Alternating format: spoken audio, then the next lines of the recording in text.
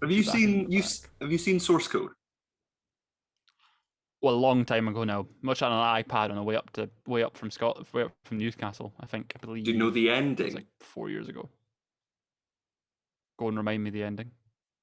He is living in the source code now with the girl. Yes, yes, Does I he do have to remember that. live as Sean Fentress his entire life now? Yes, Is that not like a hell? Because he can't yes. really tell. If he tells anyone, then he'll look crazy. Because they all see Sean. Uh huh. It's insanity. It's a very strange film. I need to rewatch that movie. It's I watched it, I enjoyed it from what I remember, but I watched it on an iPad Mini on a car ride, so not ideal Right. viewing. You It's a know? very strange concept and a strange sort of because it's not time travel. It's like the Matrix, but not. But Duncan Jones in also, it.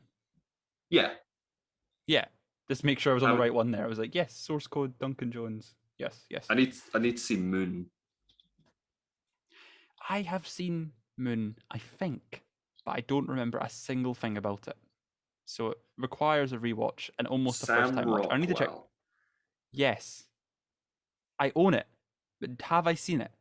There's a line there that's hmm, blurred, and I don't know. should do a Duncan Jones marathon with Moon, Source Code, Warcraft, Mute. I've never seen Mute. I never ended up watching Mute. No, I think there was the buzz around it was not very good when it came out, and I was like, I don't know if I can be arsed, yeah, despite it being quite a cool premise. Paul It's one Rudd. of those ones where, yeah, as well. So that it should have been good. What's up, guys? Welcome to the Four Eyes and the Giant podcast. I am your host, Jordi Steele, and I am joined, as always, by my co-host, Cameron. How are you doing? I'm doing okay. You doing How okay? are you? How are you? That's all we can ask of you. I'm good. I'm tired. I've got a new job, so that's going to really mess with our schedule, uh, and things are going to have to be changed around possibly. So New day, new launch day, new. look forward to that. It's a shame we started last week that I wanted to start this 10 years ago segment because this week, 10 years ago, nothing came out. Nothing came out in this. Nothing was released. It was just a Nothing of day. importance. Well, that's Yeah. that's a shame. But What was the date? What were you doing 10 years ago today? it's 2021, so 2011. So I was 13, 4, 12, 12. I don't know is the answer. Fair Do you know what enough. you were doing? I either depending on I can't remember if I got my Xbox in the Christmas of 2010 and the Christmas of 2011.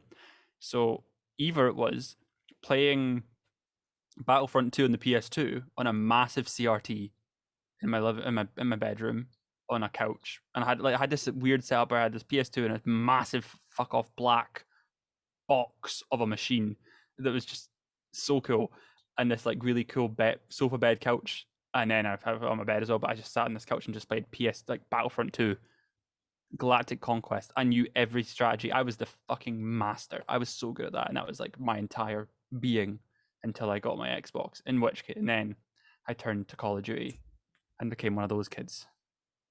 Were you were you in where in school were you? What level?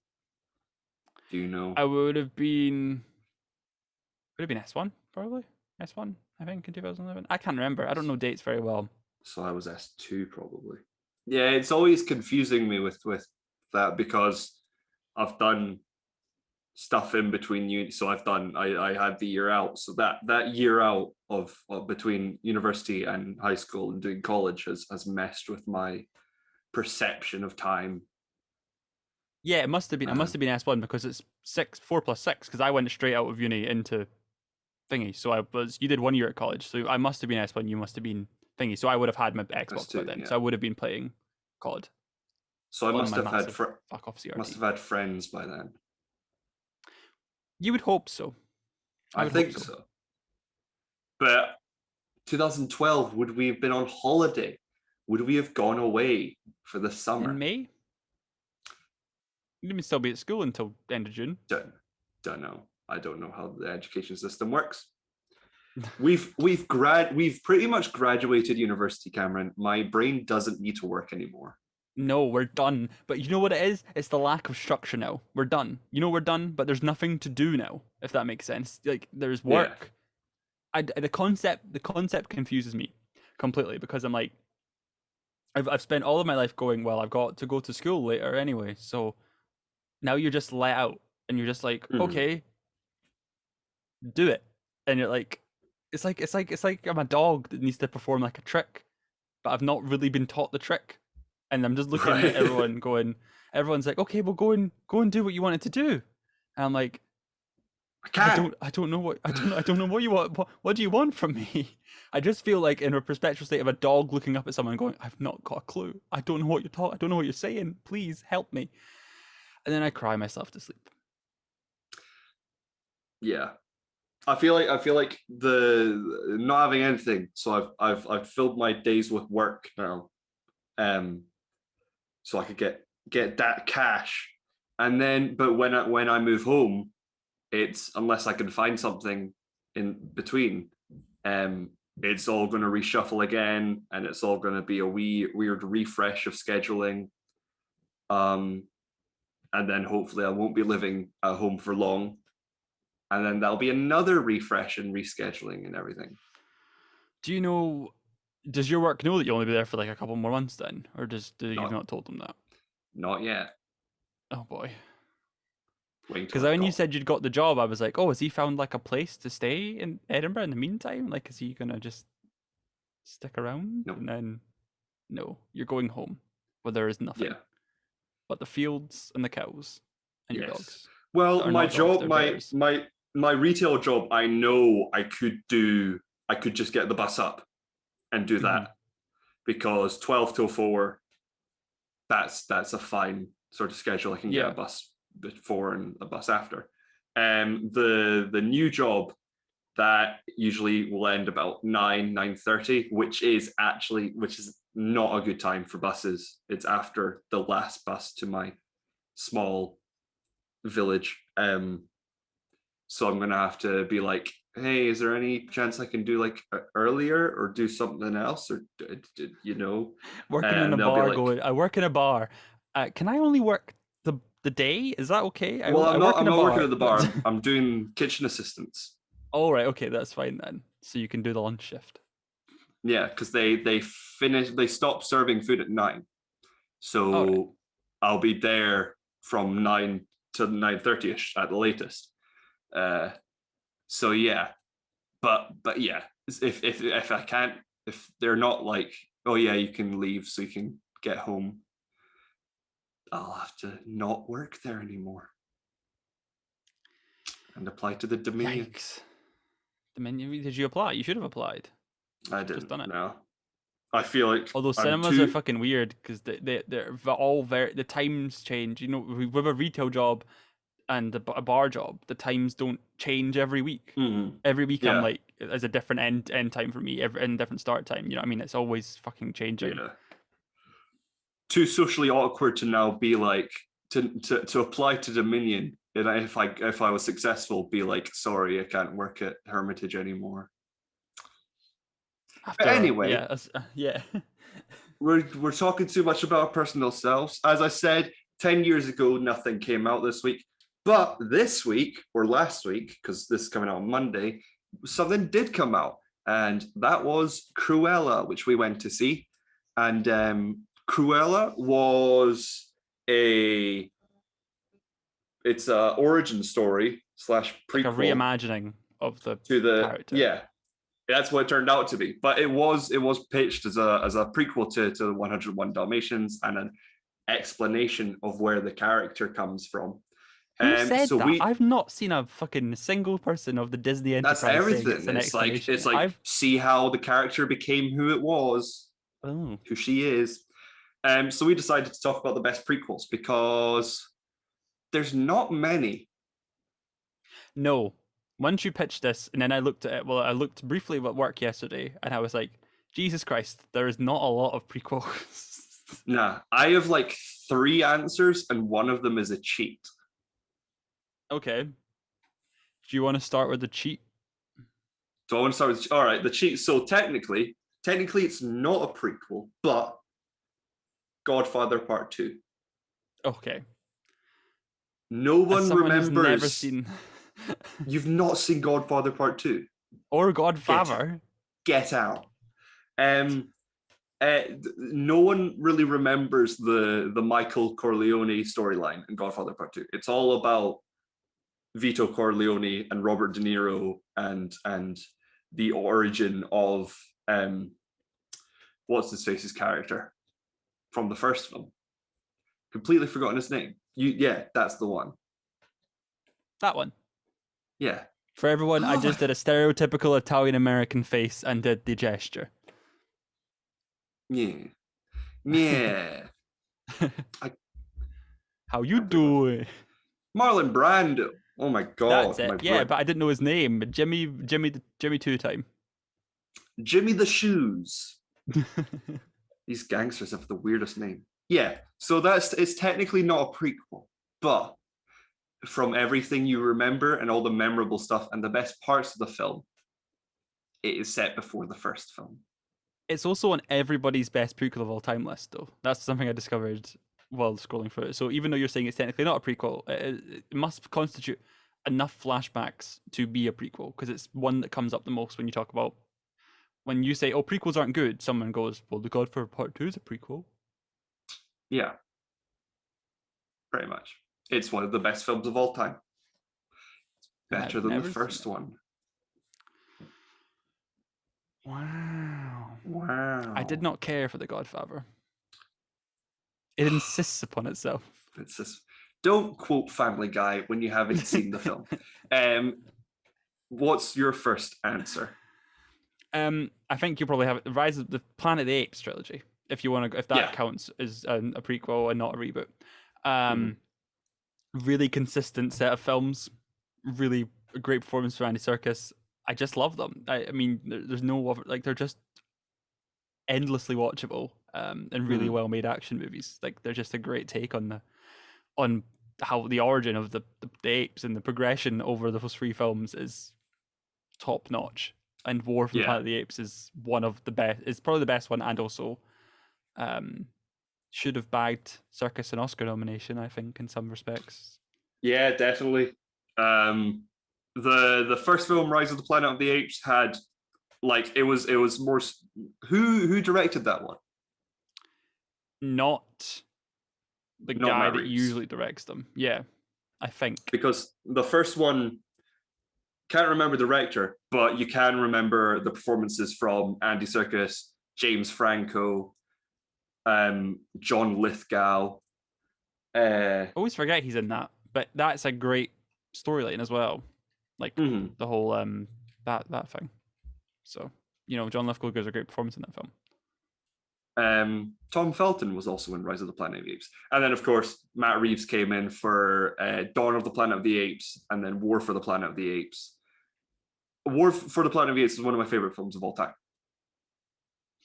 Yeah, it's so good. I just love it.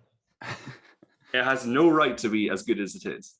No. And that's one of the ones I vividly remember seeing in the cinema. Like, it's only like 4 years ago, so I suppose it's fine. But like, I just remember I saw it in 3D opening night or something, like in Northern Ireland of all places, on holiday, and I dragged my parents to this like random cinema that was showing it, and we saw it, and it was the clearest 3D I think the most vivid 3D I remember seeing ever in my entire life. It was very terrible. It was strange, but it was so good, and it was such a good film, and I remember just loving it.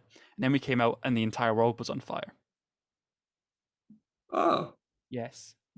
Every year in Northern Ireland, they burn massive wood, like effigies. I don't know. It was like walking into hell. I didn't know you. I know. It was before we started uni, wasn't it? It was before we started uni. Yeah, 2017. Yeah. So same year I saw them all in the cinema, though. Yeah. Blade Runner 2049. I saw them all in the cinema, though. What year? Another thing, an actual prequel, and it wasn't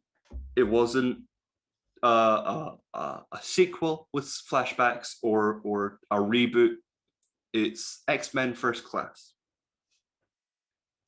And then it only became not prequels after a certain point where Fox just sort of went, First I don't Class is still care a anymore. prequel, isn't it? I know, but yes, I think First Class is still a prequel. But once you get past Days of the Future Past, it just I don't think about those films. nothing happened.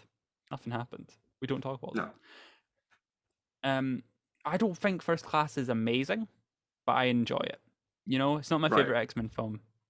No. I don't know. They don't seem like good starting off points to get to how the characters were in the old states. But I suppose they sort of just gave up on that. Gave up on the progression, at least at some point. And yeah, I think McAvoy's all right. I think he's a bit grumpy, but hey, what are you gonna do? I think he's a bit grumpy. X. No, he's not. He's grumpy in Days of Future Past. I'm getting them mixed up. He's grumpy in Days of Future Past because like I can't walk, or I have to choose between walking and thingy. But he's Having not grumpy in hair. that. And having hair. Yeah. Tell me why I love this film. Why I love this film? Yeah. I don't love this. Well, love is a strong word. It's not terrible, is what I was going for. It is a great performances by James McAvoy and Michael Fassbender, and it's just a great cast of Fassbender, McAvoy, Byrne, Holt, Lawrence, and Kevin Bacon. You don't see a lot of Kevin Bacon these days, so it was nice. It was refreshing to see him in a big film. Yeah, that was like his last big role. And then people want him to do another. What? Dick. Did I Love Dick? Yeah. What do people want him to do now? You said he would be a good. Oh, it was a High Revolutionary. That's it. The Marvel character who created Rocket Raccoon. And it'd be fitting because he's like another 80s icon. So, you know, like Kurt Russell. True. Makes sense. Notice how we're not saying Star Wars. I was gonna next because I was scraping the bottom. I've already ran out after saying all three Apes films one. I was sort of like, I don't know anymore. Does Oz the Great and Powerful count? That one springs to mind as a prequel to Wizard of Oz. Yeah, it wasn't good. It wasn't good, but it's the only prequel I can think of. Yeah, we're talking about best Maleficent. prequels. Maleficent is a good prequel if you count it as a prequel and not a reimagining of the character of Maleficent. Like Cruella. It works concurrently with the original story, doesn't it? But it's like from the perspective of Maleficent, and we're also reimagining her as a sort of the first 40 minutes are misunderstood. Well, you got to introduce her to the character. Yeah, I suppose. Then I haven't seen the sequel. I haven't seen that. I fell asleep for the entire thing. I think I saw it until she gets like kidnapped by like the other people of her kind. And then I fell asleep and I woke up during a big massive battle that something was happening, and it was just very odd. It was just I don't know what prequels are anymore, Jordi. Like, what prequel do you want? Like, what does Lion King 1.5 count?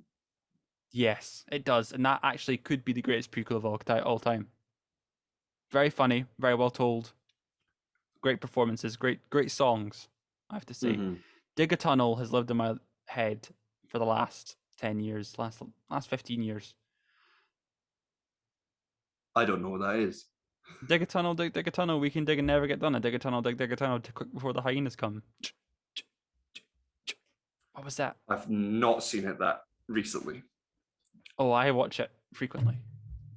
No. It was also to me the Lion King 3 because in the UK it was Lion King 3 until very recently. They changed it to 1.5. Oh, don't know. Yeah, fun fact. I can think of upcoming prequels that are coming out. Obviously, you got Black Widow, The King's Man. That'll be a good prequel. And Barry Jenkins' The Lion King prequel. 1.5. He's remaking 1.5. No, he's focusing remaking on Mufasa. 1.5. He's doing No, he's Mufasa. remaking 1.5. He's doing it. Timon and Pumbaa, Oh. Seth Rogen and Billy Eichner are coming back. There are going to be massive parts of it. It's going to be great. Do the Minion films count? I've not seen them. Yes, the Minion films are a prequel. They're set in the 60s. Gru is a small child in them. All right. He doesn't come at the end until the end of the first one. In the second one, he's a bigger part, but the second one isn't out yet. No, it's not. It's never coming out. Never ever coming out. You Puss know in what? Boots. Puss in Boots. Is that a prequel? It's a prequel, yes. Right. Okay. And Humpty Dumpty's like the bad guy or something in it. And Yeah, I've seen it. I don't but remember. I don't remember a thing of it. It's the only prequel I can think of that I remember enjoying at the time. I've only seen it once in the cinemas, and that is it. And it's getting a sequel next year. I liked the Hobbit trilogy. Okay. I did too, to be fair. They were my only exposure to Tolkien for a very long time. I did not see Lord of the Rings. During the first Wow. one, no. The second one, maybe, and the third one, definitely. So Right. it was, yeah. I think Peter Jackson did an all right job. Didn't have to be 3 films because the third film was kind of boring. Could have been Guillermo del Toro as It well. could have been Guillermo del Toro. It should have been. It should have been Guillermo del Toro. But Yeah. was it New Zealand's fault? Whose fault was it again? No idea. Reeling? Probably. My fault. It was my fault. Definitely I'm sorry, wasn't. Jordi. Definitely wasn't Del Toro's fault because that No. man can do no wrong. But he had plans to have he had designs for Smaug with his mouth. He made him have a mouth that would make sense that it talks because he added muscular stuff to it. So he wasn't just a snake talking. I think he also wanted it just to be 2 films. And then Peter Jackson came along, did 3 films, and added a weird haze over it. But yeah, I can't think of anything else. I hate the Battle of Five Armies. That's a bad film. Battle of Five Armies is a bad film. Yeah. The first Hobbit film's good. Give it that. Second one's serviceable. Battle of Five Armies is bad. It's a bad movie where nothing should be happening. It doesn't seem like it should be so long. Because nothing happens. I bet there's a 4-hour cut of it as well, though. What's the extended cut of Battle of Five Armies run at? No idea. Did you watch the extended Hobbits or just the theatrical Hobbits when you did your little Lord of the Rings thing? Just the Lord of the Rings, but I've seen the extended Hobbits. Okay. Okay. Well, nice short wee main topic. Nice. Yeah, we can fight each other at Cruella longer. It's gonna be exciting times. Not talking about Fantastic Beasts and Where to Find Them because they are because it's trash. not a good film. And Maria would agree with us. I think they're not good movies. What's up, everyone? Welcome to the weekly watch list. This is a segment we do every week where we talk about films that came out last week that we saw and films that came out this week that we're going to see. Cameron, have you seen any film? Did you watch any films last week, first of all, that didn't come out last week that you just sort of watched? I watched The Princess Diaries for the first time ever. I was forced to, against my will, which was fun. Is that the Anne Hathaway film? Yes, Julie Andrews, Anne Hathaway. Not a little girl, a teenage girl with teenage girl problems, TM, where is told that she is the rightful heir to the throne of Genovia. And she has to learn how to be a proper princess to save her country. That's the one where she gets the makeup, isn't it? Or the makeover. Yes, she goes from curly hair to Anne Hathaway hair. Right. And it's all very weird, but it's a good, fun time because Julie Andrews is Julie Andrews. Right. That woman could read the phone book, and I would be like, yes, of course, Julie. This is a masterpiece. So yeah, and it's quite funny. There's some really cringy stuff, really bad acting, but it's very Disney to 2001, I think. So you get the picture. It's not Disney Channel original movie. It's Disney Channel. It's just Disney, but you can get the picture from Disney 2001. The quality of acting and just general makeness that it is, you know? Yeah. What did I watch this week? Does the Friends reunion count? I don't know. Does it? I haven't seen it. It's an hour 45. I don't feel like I should. Well, if you're not a fan of Friends, there's no point in you watching it. No. I watched it with But my tea. My mum, and my family wanted to watch it, so I was like, "Oh, I'm not massive on Friends. I enjoy it. It's like fine. It's good right. background noise." We used to watch like Comedy Central usually is on in the telly in the living room, and we just sort of like it's just Friends is eternally on, if that makes sense. Yeah. So yeah, so that's kind of my knowledge is just osmosis basically, and it was really Yeah. good. It was really well done. It had no right to be as good as it was. It was really kind of insightful in a lot of situations, and James Corden was at a minimal, which is Okay. always good. We're always happy about that. Right. Yeah. So that So was kind he's of not starring in the Friends reboot that's coming out now. no. Okay. That's fine, but there was lots of interviews, lots of surprise guests, but no Paul Rudd. Yeah, I heard about that. Well, that's a shock. Yeah, because he was a big part of the show, and I think Yeah. it would have been funny for him to just turn up and just Phoebe's even as husband.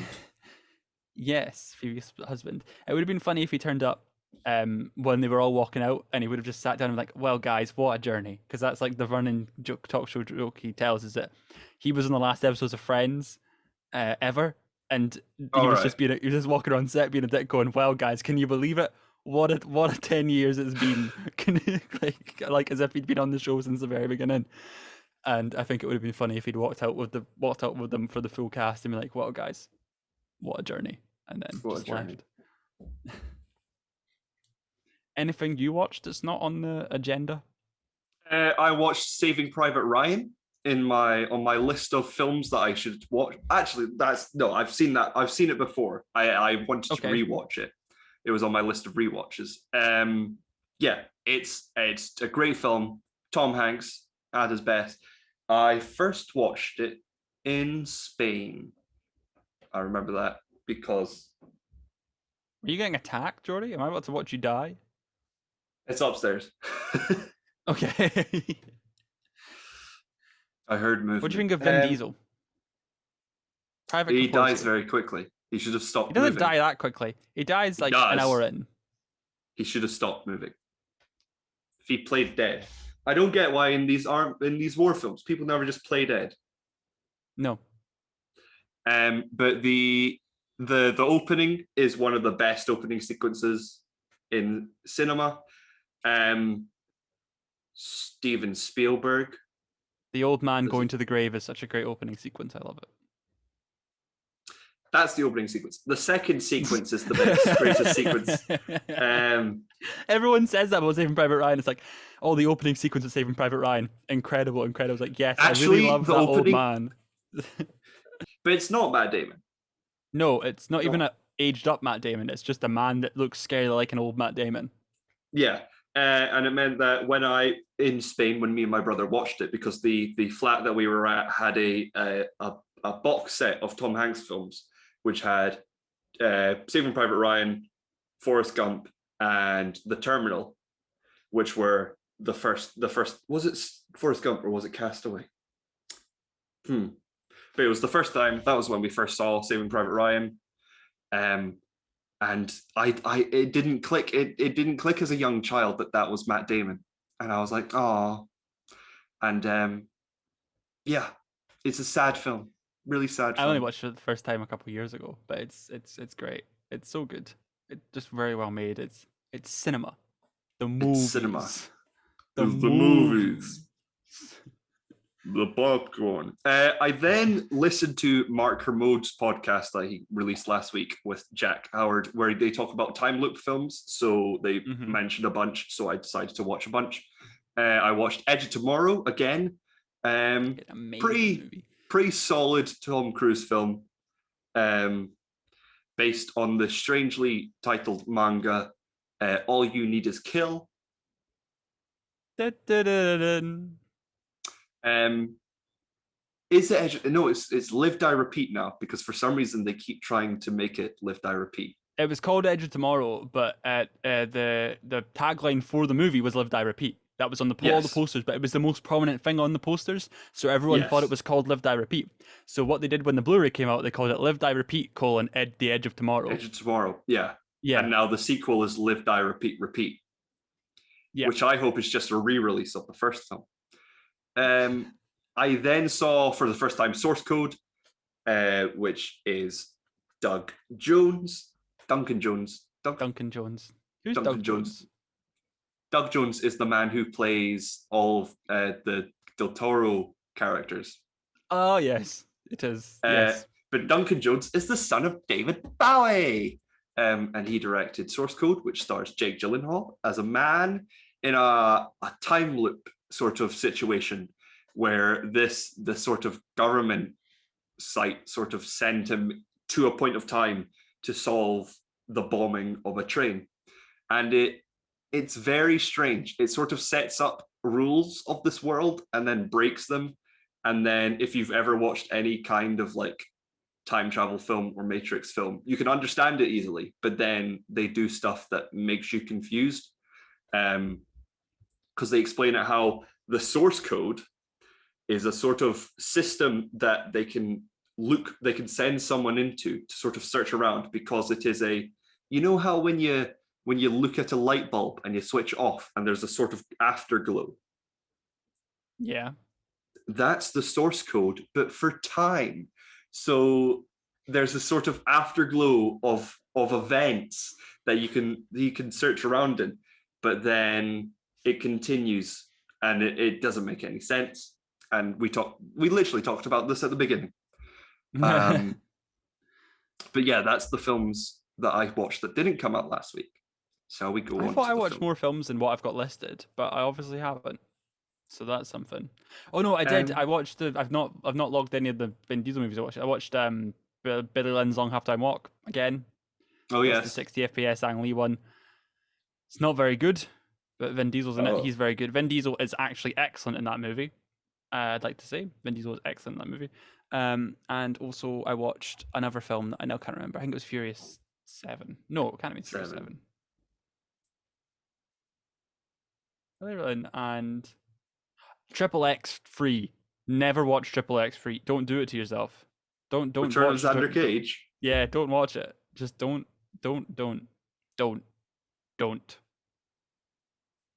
It's okay. It's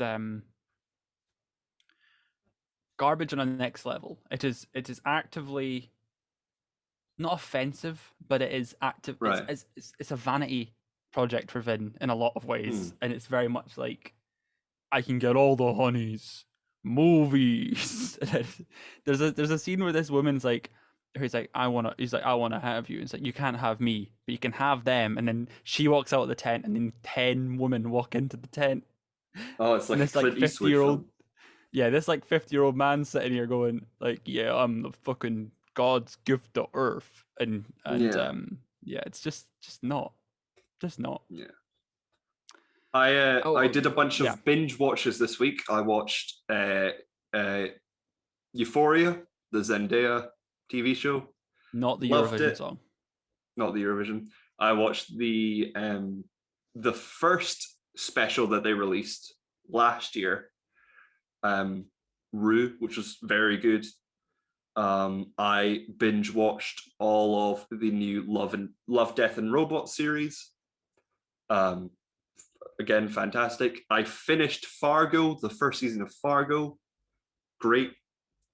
And yeah, now I'm just trying to figure out what to watch next.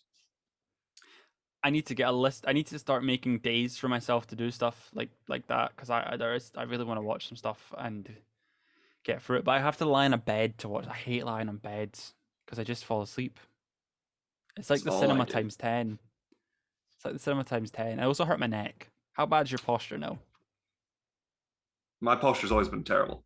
So finally go back to the cinema though this week. That was exciting. That was Friday. I did a double bill. You did a single bill.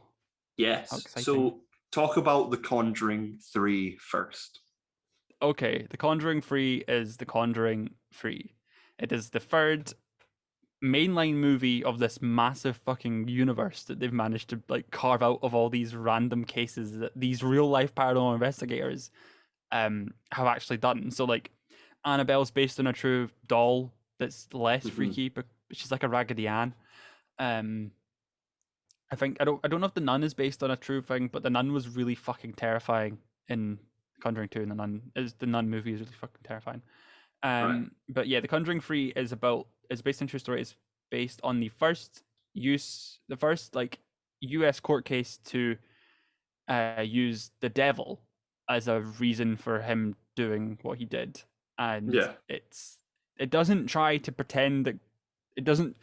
So I thought it would have been like, is this real, is this not? But obviously, why would they do that when they're trying to make a scary film? Because I was thinking like, are they going to try and say like, oh, did the devil really possess him, or or is it he genuinely just a bad person?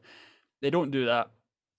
They just lean right into the fact that there's a mystery going on behind why he is doing all these things, and why this devil has been set upon this family, because he initially the guy that kills the person is initially gets it because this little boy is possessed by the devil, and he's like, no, take me, take me, take me, and it like he gets possessed by the devil off the little boy. It's really fucking strange, but it's really well done, and it's actually just it's so good. I don't know why the Conjuring movies are like my favorite horror movies of all time. I swear to God, I don't know what's the matter with me. But yeah, it's really well made. Jumpy, jumpy, jump scares all around. But what are you gonna do? It's a really interesting story. I do kind of wish it lean into the moral ambiguity, but yeah, it's very very good horror movie and doing very well. Kino's #1 cinema release this year. The not well, yeah, this year and also for this week. So doing well. Fantastic. But yes, first off, we saw Cruella. Cruella de Vil. Cruella de Vil. Da-da-da-da-da. If Evil children thing don't done. fear her, no evil that will. Cruella, yeah. So Cruella de Vil stars Emma Thompson as Estella. You mean Emma Stone as Estella? That's yes, and then Emma Thompson as the Baroness, the big baddie, who is this fashion icon. That Estella, she also wants to go into the design industry, and or the fashion industry, and she's very good, but she's poor, and her mum is murdered. So yeah, the traumatic as a fuck past. Her mum is. She thinks she killed her mum, and she goes to London, and you know, tries to. She meets become the evil criminal. 2 worst child actors doing a Cockney accent. Yeah, but they're only in it for like 3 minutes, so it's fine. Then you can look past and it. then there's also CGI dogs and Cameron, what did you think of this film? I thought it was a great fun time. I mean, you were really hung up on the whole marketing for this, because I'd seen nothing really apart from like maybe the first trailer. I didn't even see interviews and stuff, so I was like really quite blind in it. I've never seen 101 Dalmatians to start off with, so I had no connection to the character really, bar like Disneyland, like that kind of like just like her in the villain parade or whatever. So like I know what she looked like and stuff, but nah. So I thought Emma Stone was really great. I thought this was like a really cool character, and a really like she blurs the line between villainy and like sympathy, and it's just very interesting where like she's descending more into madness as the film progresses. It's just like, oh, I love it. I love the fashion. There's so many fucking needle drops that gets annoying though. Like, oh my god, the score is just ugh, because that's what it goes off this like the punky fashion, and then you think it's gonna have a punky soundtrack because it's like punky fashion, but no punky soundtrack for you. You're talking 70s songs, 70s rock. The closest sometimes they get is Blondie, but yeah, it's not. But yeah, it's a really stylish movie. It's really, I think, really well made. I wouldn't say it's like a masterpiece, but I had such a fun time, and I think it's such a fun character. And yeah, it really works well in a cinema. That's for sure. I was not blown away by it, but I really loved it. I really had a great time with it, and I think it's going to be my new obsession for a while. Gosh, I might have bought it on Disney Plus afterwards. Strange person. Corporate shill is what you are. Yes. Yeah. What did you think of it? I know you hate it, but tell me. I don't hate it. I'm You indifferent said to it. the first thing you said when it finished, like, that was god awful, and I was like, That was no, god I loved awful. it. The ending. Yeah, I didn't like. I feel nothing for it. it's sequel bait so hard, which is I think is fair enough to call the ending god awful because it does sequel bait really hard. I liked the character as she was. I felt no need to see her origin, and we didn't even get her origin because the way that the film ends isn't entirely how the character is in the original. So it's very much a film that is, as you said, sequel baiting. There's going to be a Cruella 2 or an eventual 101 Dalmatians film. I think you'll get a second Cruella and then 101 Dalmatians. I think if it does well, but I think if they do a sequel, it'll be straight on Disney Plus by the looks of the numbers over the weekend. And it ruined the original film by making the 101 Dalmatians a product of incest. Yeah, but we don't know. Are they definitely the pups of the 3 dogs? Yep. Do we know that for sure? The only Dalmatians we saw, and one was pregnant. Oh boy. Well, if you look past that, I also think the mid-credit scene is really fucking cool. To be fair, I thought the mid-credit scene was awesome. That's what you're thinking is the when we meet Pongo and Pedito. Oh right, is that the mid-credits? All right, that's mid-credits. I had to spend the entire weekend, entire Saturday going, no, there's another scene. There's another one. Like, all the kids keep running out, and I'm like, there's a mid-credit scene, and they all fucking run back in. It's fucking hilarious. Sit down. Have some respect for your corporate overlords and look at their names. Look at Disney. Look at the Disney names, please. Yeah. Look at the producers. Look at Glenn Close's producer credit. She got a producer credit. Yeah. Oh my god. Fair enough. Good on Glenn. Get that check. Yeah. As does Mark Platt. Producer, our Lord and Savior Mark Platt. Father of Ben Platt and producer of all of Ben Platt's films. Yeah, I felt like that's why on Letterboxd I gave it like 3.5 stars. Because it's such a middle of the road film. Okay. Nobody dropped the camera. Congratulations. 3.5 isn't middle of the road. 2.5 is middle of the road. For me, at least. Well, out of 5. Yeah, 2.5 or 3 out of 5 is middle of the road. 3. Not 3.5. 3.5 means I liked it. Good for you. We have different rating systems. Our rating scales are so different. You have like a 16-point system. I like the movie, 4 stars. Thank you. Fantastic. Emma Stone's great. I love her. You could have seen this at the cinema. I don't think you would have made it through. You definitely would have fallen asleep. Have you seen Frankie yet? Not even a little bit. I know I have a ticket to see it, but I never took the ticket to see it. So I was able to see it, and here's the wee synopsis. Frankie, a well-known French actress, has only a few months to live. For that reason, she decides to spend her last vacation with her large family in Sintra, Portugal. Despite the picturesque location, the relatives present struggle with a variety of love, marriage, and money problems.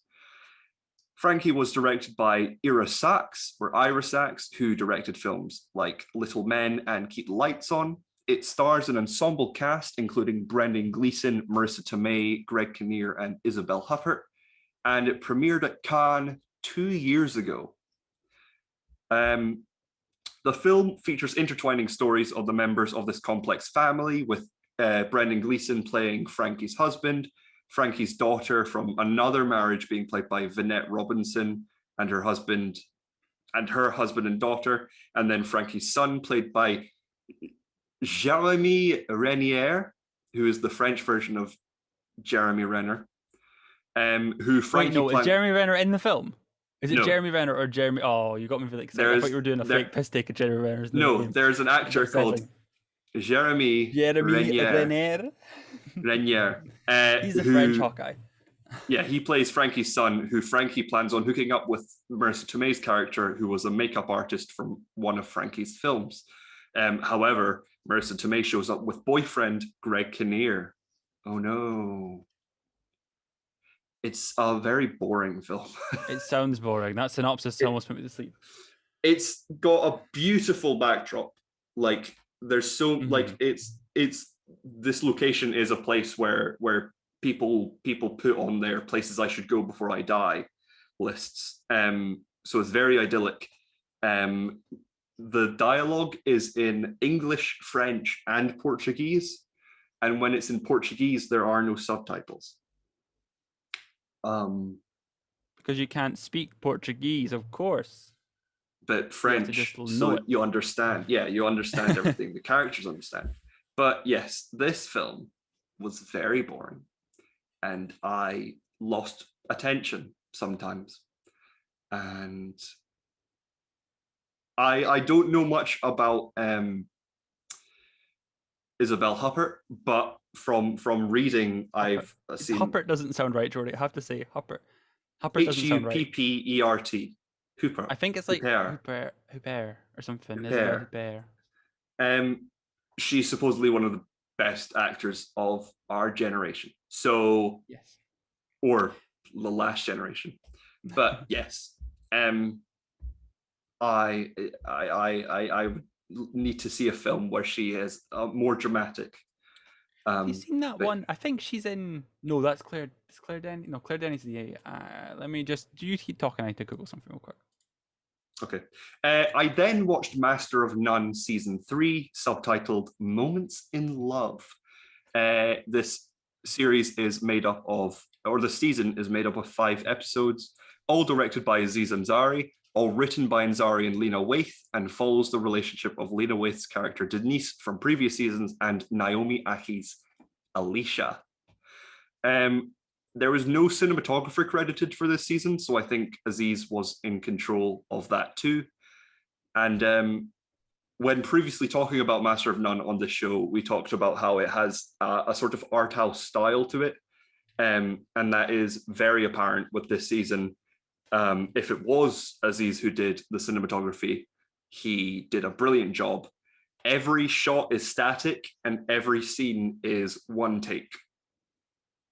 Oh, wow. So it really relies on the acting prowess of Lena Waithe and Naomi Aki. It's a great story. It's the entirety is about 3 hours. And it could have, if you condense it, it would be a good sort of romance film. But I think they were needing those sort of moments of sort of breaks, basically, with long takes and real acting and natural dynamics between characters. Is Aziz in it at all then, or is he just a director? Yes, he's in one episode. One episode. But he is. I do kind of hope they go back to him at some point. He's like, I've not seen it yet. Obviously I don't know how like what this is like, but I do kind of want to see more of that, I guess. Carried on from season 2, I guess. You know what I mean? Just like a continuation of him. But I will watch this at some point. In the episode he's in, he explains like where he is in his life, and it is very different from where he was at the end of season 2. So he's moved out of the really nice flat that he lived in. He's living at home, and he's got a girlfriend, and then drama ensues. But yeah, it's a brilliant show, brilliant season. I feel like the last few seasons you'll like this. I hope. Nice. And then today we watched Bo Burnham's new special, Inside. It's very good. It's so fucking good. It's one of those. I don't know. It's not a comedy special. Do you know? It doesn't feel like a comedy special. It doesn't feel like a collection of sketches either. It's just very. I don't want to sound pretentious either, because he's an entire song about sounding like there's an entire bit about the whole pretentiousness stuff about it, and Yeah, it's just so perfect for the time, and it felt, I don't know, it made me feel a lot of things, and I don't know, I like some reevaluation and shit. I don't know. It was just very thoughtful and emotional, but also very funny as well, in the way that Yeah, only Bo Burnham can do it. it is a perfect portrayal of the current culture. Yep. Um, yeah, you go into it thinking, how can he do a show without a crowd? But he does it perfectly. He's a master of comedy. Um, it's all about isolation, obviously, and he decided to, over the course of a year, over the course of lockdown, he went into a sort of, I'm not sure what it is. I think it's like an Airbnb probably, or like just another house that he bought. I think it's a shed he's got in his house. Like it's a garage sort Yeah, of situation, I think, in his house. because it has a pull-out bed and it has like a kitchen and an oven and stuff. But I'd like it. It was very nice. And yeah, he shot the whole thing by himself. He wrote it, directed, edited, and shot it by himself. Um, and it is fantastic. And I want the camera that he uses. That's what I was thinking. I was saying to myself, going, what fucking camera is that? I need to get that camera. I also want Yeah. all the LEDs he has. It's just like, Mhm. all the lights, the LEDs he has as well. And I want a projector, a cheap projector to project on a wall. I was so confused because he had a big projector that you saw in the background of some shots, but Yeah. then in other shots, you could see it was like a tiny sort of thing that was projecting Yeah, you can get tiny on wee like a projectors. tripod, but Yeah. it looked so good. Um, but yeah, he's obviously great at music. He's great at comedy. He's great at directing and writing, with Eighth Grade being an example. But the fact that he also edited this by himself and he made it all, it is It, art. art, yeah, and I think it's the best lockdown thing to come out. Like the best, like isolate. You know how loads of people had like isolation specials, like isolation stuff, isolation this, isolation that. Like, I made this Yeah, over lockdown. He it went is so above and much better than beyond. Malcolm and Murray. Yeah, so much. And Yeah. I think in a lot of ways it'll redefine what a comedy special can be, and what is. I think it's going to Mhm. change the game. I hope everyone liked it as much as we do. I've got like massive tits, but I've never. No, I've yeah, it's too good. it's so good, and I think it will make a change. I'm just gutted as well that the pandemic happened, because it sounded like he was going to go on tour again as Yeah. well, and Mm. now I don't think he will after doing this, which is gutting, No. because I would have paid an obscene amount of money to see him at the Fringe, like He wouldn't too come to much. the Fringe. No, he was yeah, he would. He's too big. Was he? Oh, he would. Yeah, he did. He's done the Fringe loads of times. He loves Scott. He meant to. Well, at least he's like, I love Scotland. Like when he was talking. Well, I saw him at the Q&A for eighth grade, and he just gushed Right. about Scotland. So Is he not too I think big he'd though come now? back. Would he Maybe do for the Fringe, but he arenas? might do something around the Fringe. I don't know. Yeah. I don't think he would sell it in a. Would he sell? He would probably sell it at the Playhouse, but I think he'd struggle to sell it at the Hydro. He wouldn't. I don't think he'd go Hydro. Mm, yeah. I'd love to see him at the Barrowlands, but he won't. But I want him to do a tour doing all the songs from Inside.